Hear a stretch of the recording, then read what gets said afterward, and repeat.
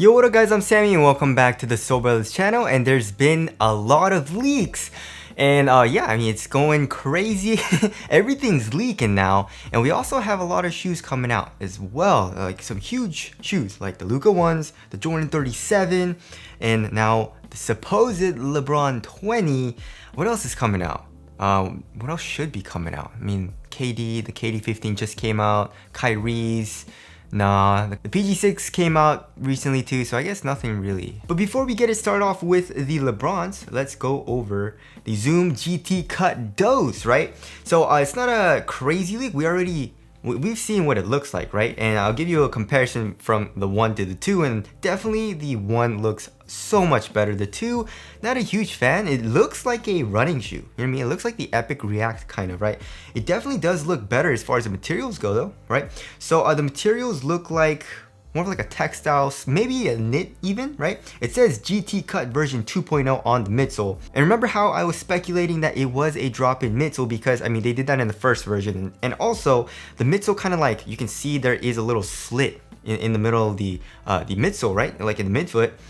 So that made me think, you know, it's probably just a foam carrier, and then probably it's going to have a drop-in midsole, and it turns out I'm correct, right? So we have another picture of it, right? Shout out to IMBB_shoes.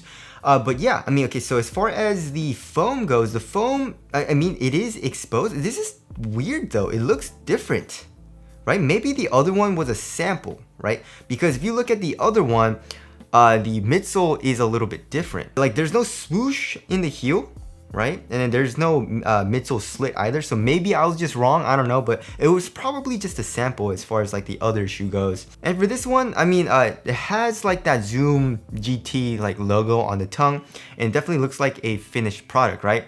The other one looks, I mean, it still looks finished, but it's probably like a sample, right? It says Zoom GT Cut version 2.0 on the other one, but anyways, there is another picture though, and we have a picture of the drop-in midsole, right? And it says GT, and then there is a number 2 above that. So I'm guessing this is the actual Zoom GT Cut 2.0. So we can see, of course, the drop-in React midsole is pretty much using the same thing, but we can see like a little lining material on top of it, which I don't like. I like to have just the React material just because the React, like the foam texture, it grabs onto your sock and it like kind of keeps your foot, it helps to keep your foot in place inside of the shoe.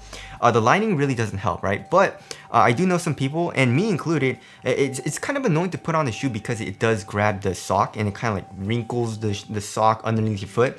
But I do like the extra grip that it gave, so that kind of does suck, but it is a drop midsole, so that is a good thing. And also I'm guessing it probably still has full-length Zoom Strobel, just because, you know, the first one also did the same exact setup. It had a full-length drop-in React midsole with a, you know, full-length Zoom Strobel unit underneath that. It was crazy.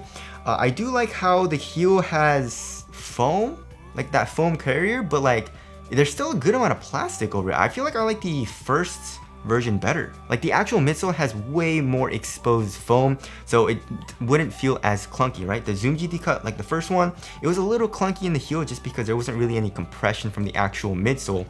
But anyways, the overall upper looks pretty much the same, and like the heel counter is just like, it looks like the foam is just a little bit different. You know, they caged it up a little bit more, and there's no slit. But anyways, there is a Zoom GT Cut 2.0. Next, we have some Puma shoes. So shout out to Tim Walsh for these pictures, right? So we have the Fusion Team Nitro. So it's pretty much the same outsole and midsole as the Fusion Nitro Spectra, it looks like, right? But the material does look different. It's probably not that nice knit because it is a team shoe, right? Next, we have the Playmaker and then the Rise Nitro. So the Rise Nitro looks like a premium version. You know, it looks like a pretty nice knit material. It also looks pretty sick. I like the very minimal kind of like vibe it has, right? But the material looks like a very nice knit, and also it looks to be a shroud which covers the laces. Just like, why? What's the point? So you have a material and then a knit shroud over everything. So it'll make the material a little bit thicker and of course a little bit more bulky, which not a huge fan of. And also it's covering the laces, so it's gonna be harder to lace up, which also is not a huge plus for me. But the Playmaker, I mean, it looks like a cheaper shoe. It definitely looks like it's gonna be like 80 bucks. I mean, if you look at the materials, it looks very, very cheap, right? The Team Nitro looks pretty nice, and then the Rise Nitro, it looks like it's going to be 125 bucks, which is pretty cheap, especially since it looks like it has a very nice knit material, right? And then, of course, we have the WoW 10, and this is the Blossom colorway. Right? We have a whole bunch of angles. So as far as the materials go, the materials look honestly like not that nice. You know what I mean? It looks like a pretty cheap like synthetic kind of mesh material. It looks very thin though, so it'll probably feel nice on foot. But the WoW 10 is probably gonna be like upwards of 200 bucks, like it usually is. So I don't know about the material choice, and also the cushion looks hella caged. Look at that. Like on the lateral side, that's hella caged. On the medial side, it looks hella caged. And also in the heel, it's just like everything's caged. So I don't know what they did as far as the cushioning setup goes. It might be a drop in like the WoW 9 Infinity. But I'm not a huge fan of, you know, caging the midsole, just in my personal opinion. I know people that don't mind it, but for me, I like to have a very smooth ride, you know? But anyways, there's that. But overall, it looks pretty sick. I'm also not a huge fan of the high top design though. I don't know why they switched it up to a high top. I mean, it looks like it'll definitely go over the ankle bone, right? But the overall design looks sick, and I like this colorway, so I am pretty damn excited to try these out. And last but not least, we got the Lebron 20, right? So I posted these on Instagram, and I asked, you know, do you guys think it's the Lebron 20 or the Ambassadors, right? The new Ambassadors. And this is the Lebron Ambassador 13. This shoe is so dope as far as the aesthetics go. Performance was alright. The cushion was it was very stiff, and the traction wasn't top tier. But just look at it. It looks so sick. It's a very simple design, right? And I thought it was the new Ambassador as well, the Lebron Ambassador 14. I mean, LeBron was playing in the 13 a lot. Like he never really played in the 19. He plays in the 19 low a little bit. So this is a very simple design as opposed to the LeBron 19, right?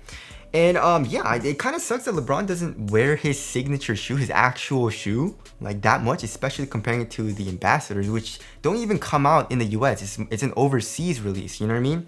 But anyways, I'm guessing this is the LeBron Ambassador 14. There's no way this is a LeBron 20. The tech looks too simple. Like every single LeBron has had a crazy air unit. The 19, the 18, 17, 16, 15, 14, I guess. There wasn't a crazy air bubble or something, but you had crazy zoom units, right? There's no zoom units or visible zoom units on this shoe. It's just a foam, right? And then actually the swoosh is pretty cool. It's like an oversized swoosh.